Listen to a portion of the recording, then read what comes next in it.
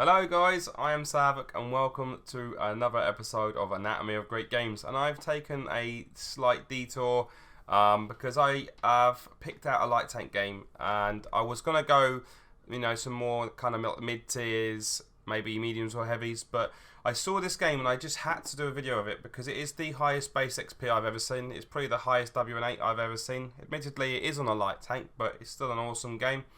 Now, I do believe this game's quite possibly from the C server, that's the Southeast Asia server, because looking at the names, a lot of them are in Chinese, and when we go into the game, because I'm loading up the EU client, you don't recognise a lot of these symbols because they're Chinese.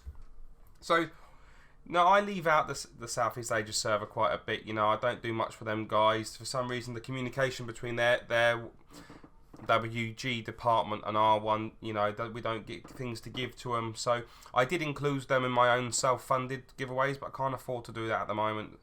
But I saw this game and I just thought I had to post it because it's really cool. So I wish I could tell you what the person playing this is called, but it's them symbols you can see kind of here. So if that's you from a clan called Papa, well done mate, good job. We're over at Quickie Baby's replay site, so yeah, thanks Quickie Baby for having an awesome replay site. So let's have a little look at what goes on here, guys. Well, let me just close this for a second. He's in the worst possible matchmaking he could possibly get. Tier 5 scout in a tier 8 game. He gets 4,393 damage. So in an ALC, that is really whopping, guys. That's a really good amount of damage. 7 kills, but 2,704 base experience points. With a WN8 of 51,370. That is really cool. That is really cool. So if we look on there, we can see he fired 22 shots, penetrated 21.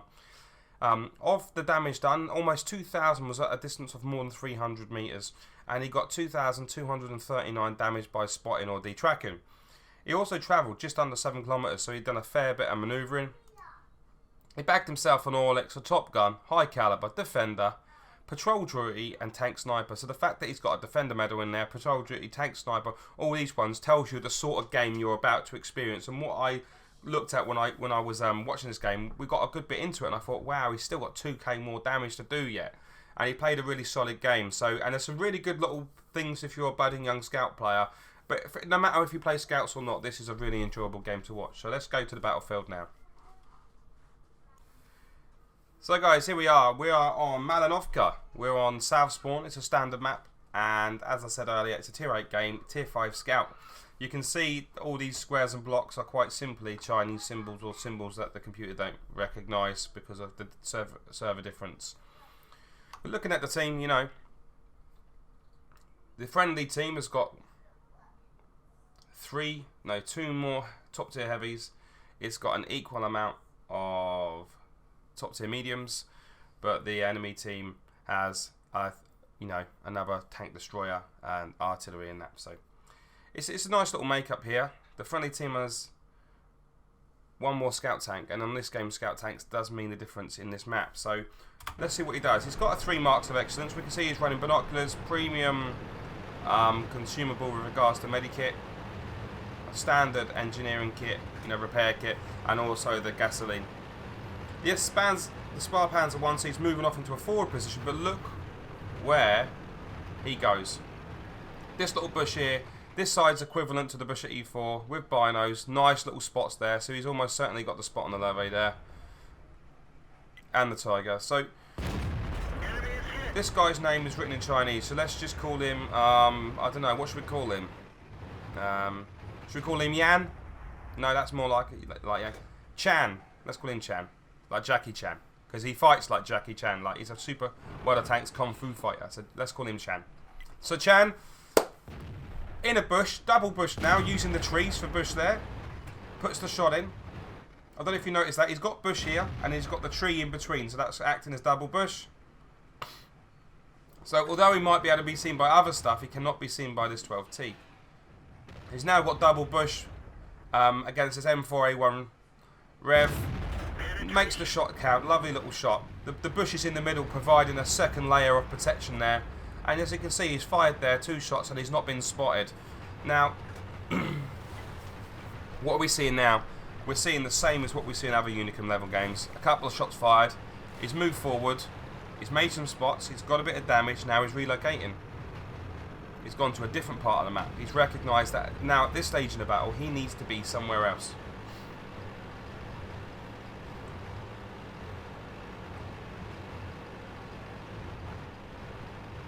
And this is a lovely little tank. It's really small, so you can use the smallest of bush for cover. It moves up to here, and straight away, a nice little spot on the Super Persian.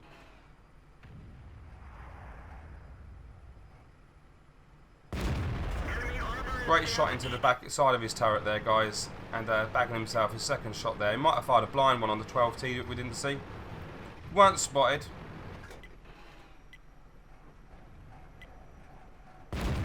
Nice shot onto the Lurve there as well. Brilliant. Now, the fact that he's firing them shots and not being spotted tells me that there's no other light tank around or medium, because them heavies have got horrific view range. So what's happened is he's been able to fire at them uncontested. The 12T gets killed, and he's got the side of the Lurve again, and again that's wonderful. Now, spotted that time, the Lurve had pulled up that a little bit further, got that a little bit closer, and he was spotted because he didn't pull back and get solid bush, he just had transparent bush. But the reality is, with the gun depression, which is pretty much crap in this tank, he wouldn't have made the shot if he had pulled back to solid bush. So, another spotted there, inbound Tiger 2. So instead of hanging around in the same location, there are two artillery pieces here, guys. He's pulling back. He's getting to another strong position. So I just ask yourself, how many of you would have stayed there and tried to thrash that out? Because it weren't working for him. Look, the Tiger's now almost on. The Tiger 2, sorry, he's now almost on the position he was in. And now he's moved. He's relocated again. And look, he's using this tree for cover. Now, he did get spotted then. But the reality is, had he not, that tree would have been solid cover for him, and you know, he could have took that shot in safety. So just with recently in what you need on a training session on using this sort of cover, being aware of them trees that are halfway between you and the enemy, because if you make that shot, like ready, he waits till they go behind the bushes, and then he will fire, because that bush acts as camo, and because there's a bush directly in front of him, he won't be spotted. So the mechanics of using double bushing, it's not just double bush right in front of you, it's a bush right in front of you, and it could be a bush 100 metres or a tree limb 100 metres in front of you between you and the enemy that gives you that extra layer of camo. And we've seen him consistently use this now. And that's one of the great things I took away from the game. It's something I knew about already, it's something I teach, but seeing it in action, there's something about seeing it in action that reinforces the use of that and reminds me to use it. So when I'm in those situations, I wait that extra 2 seconds to shoot, because the enemies will be behind another bush, and I knew that because of that he isn't going to spot me, so there's a good chance I might be able to get another 2 or 3 shots into him, as opposed to shooting him as soon as I see him, he spots me and now I have to pull back, or now I stay still, try to get another shot and get hit by the enemy.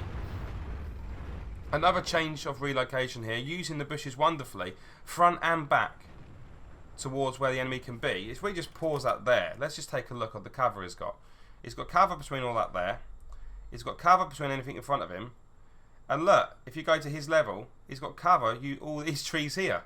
So although this looks like an open position because he's only got front and back cover, in actual fact the only place he can be spotted from is that direction.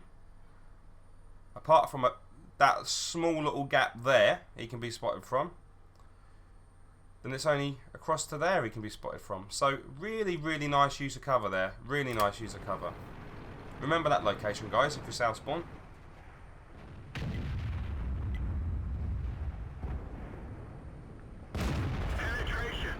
Another lovely shot into the Type 59. He's spotted now. He knew he would be spotted. He didn't have to double bush, and he's moved straight into a piece of cover. There's no messing around. There's no waiting for another shot. Straight into cover. And the cover drops, the spot drops, and he's moving back into his bushes. This is truly bush warfare, guys. Knowing the gun on this tank, so didn't take his shot there. Could have snapshotted it, but he's waiting for a sure shot. And that is another mark of a really good player, guys. Someone who makes the shots count. In actual fact, I have a lot of people coming into what uni, and there might be like 1,000 W8. I saw one last night actually in the training, and you know, a couple of thousand games or 1,000 games, 1,000 W8, doing really well, and then when you watch them play, they're snapshotting, they're clutch shotting a lot of their shots and not making them count. And you say, you know, if you was just to wait an extra second, for that reticle to get a bit smaller, you'll be making them shots count, and you'll be up 1500 W and 1800 rather than 1000. Wonderful finish on the Churchill 7 there, guys. And again, you can see no spot there. The other tanks are behind the buildings. The heavy tanks didn't have the view range to see him when he spotted at that range, so he didn't even get spotted there. Just under 2,000 damage now, so another 2,000 damage coming the way. A nice opportunistic blind shot there. And you notice how he's not going too far, guys. Don't overlook the fact of what he's doing here with his positioning. You know, he's found this location. He ain't running around like a nutter because he's in a light tank. He ain't charging bravely and heroically. He's being clever and he's playing smart. He knows he's got cover here. He knows he's got the camo. And he knows he's got targets all around him. There's no need for him to go anywhere.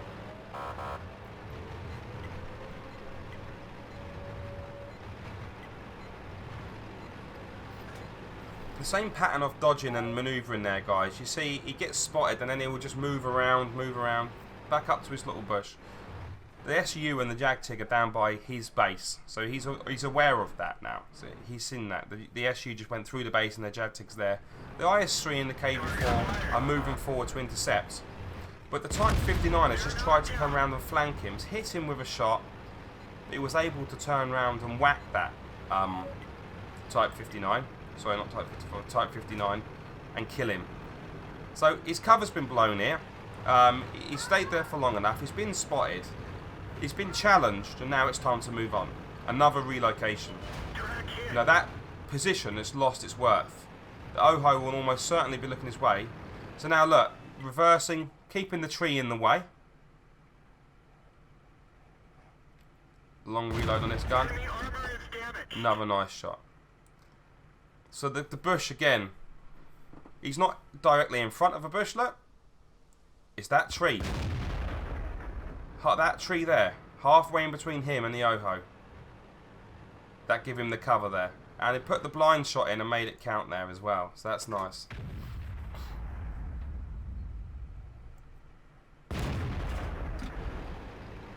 Worth putting them blind shots in, guys. I know it didn't work out then, but it's worth putting them in.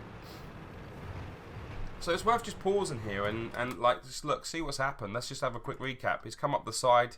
Okay, let's look at the minimap. He's come up to here. I can't actually ping it, but you can see where my arrow is. He's come up to here, got some spots in, got some shots. He's relocated to here. He's got some spots in and got some shots. He was challenged by the Tiger 2 command, so he didn't waste no time in putting all the way back to here and shooting across at the stuff there. Okay, from there, he's moved back up to here, shot across, come into here, up onto these bushes, made a nuisance of himself here. He's relocated from there to here, continued his good work both ways, and now he's moving around to here. And at this point, he's 3 artilleries and him versus 2 artilleries, an Oho, a JagTig 88, an SU 122 44, and a VK 3001. Let's see how that goes. So again, another complete relocation. And you can do that in these tanks, you know, depending on the speed of the tank and how much time you've got to get somewhere, depends how wide you might want to go.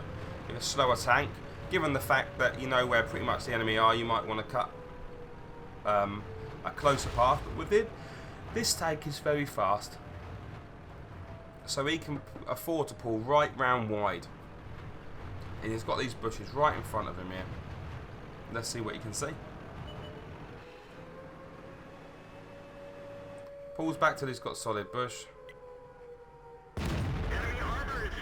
Nice little shot there. Now he weren't spotted because he had solid bush. Look, now he's going to have bush plus a bush between him and the enemy. Now he was spotted there, and that's because the JagTig didn't have solid bush between him and the JagTig. So although he had double bush on that one, the JagTig was only single bush, but his bush that was directly in front of him was still transparent, and that means it is not giving cover when firing. It's giving cover when sitting there, but when you're firing, it's going to lose that cover because you're within 15 meters of it. That means for nothing because he lost his spot, and then he reapproached the bush and just made it count. He made the JAG-TIG believe he's going to come in from the right, and he comes straight back from the same location, made the shots count and saved the cap. So now it's him and 1 artillery against 2 artillery in the Oho. And let's see how that goes. The artillery on his side's gone. Now it's him against the Oho and the artillery. He's on 154 hit points, so he's pretty much a one-shot. Well, he is a one-shot for anything. If anyone hits him, he's going to die. But he has got manoeuvrability on his side and speed on his side. Although the slow aiming time and the inaccuracy of this gun can be a major flaw. But fortunately for him, all of the people he's against have got slow aiming times and inaccuracy as well. So let's see how he does this. He'll wait till that goes behind the bush. Now he's come out. He had to make that shot count. And luckily for him, the arty just moved out from behind the bush.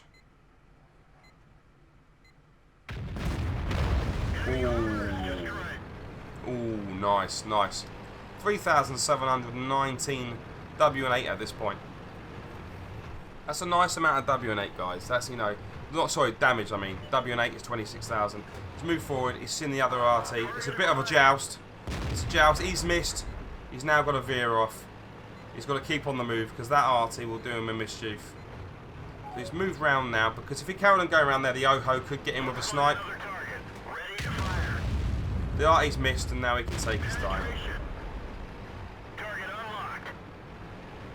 He's got to be careful. He doesn't know where that Oho is. That Oho could just be in a position now, aiming up on him. That aiming reticle could be getting smaller.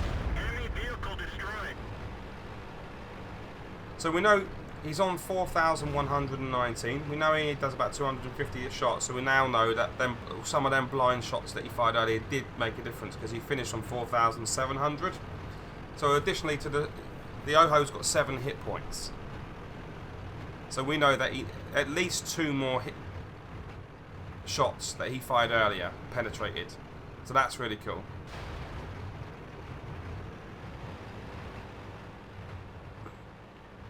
So he doesn't know where the Oho is. He was last spotted at B8. We can see he's thinking that the Oho might attack, so he's going to come and sit here. However, if he was in that Oho against this guy, with this view range, would you start moving around? Would you go for the draw or would you go for the win?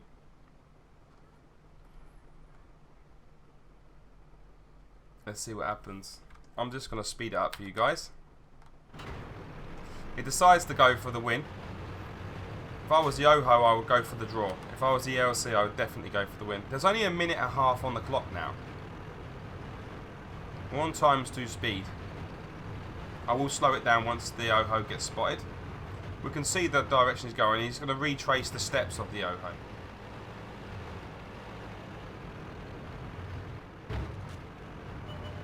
The Oho's been spotted.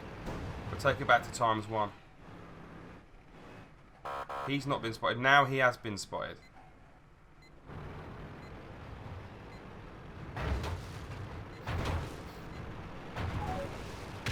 Using the building for cover. The Oho snapped his shot.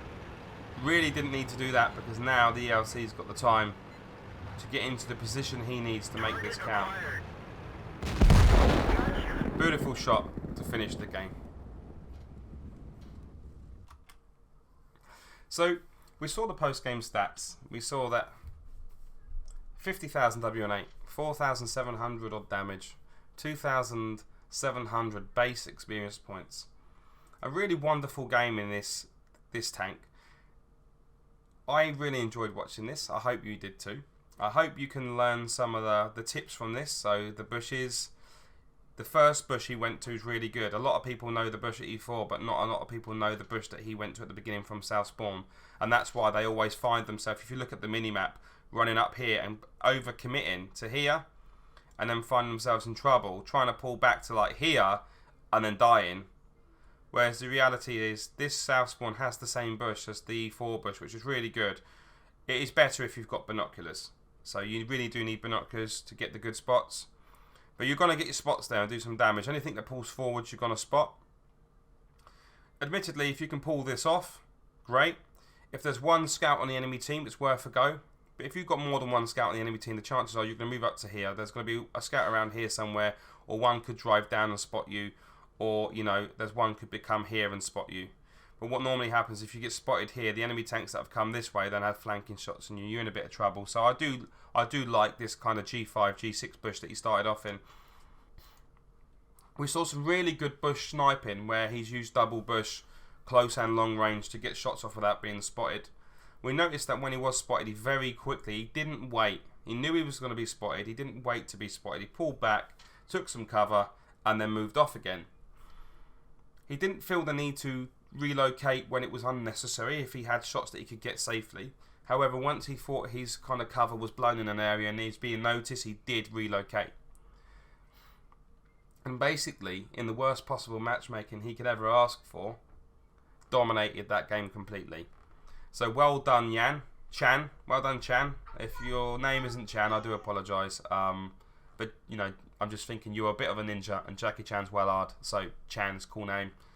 But whatever your name is, well played. Really good to see. Really lovely game to experience in this tank.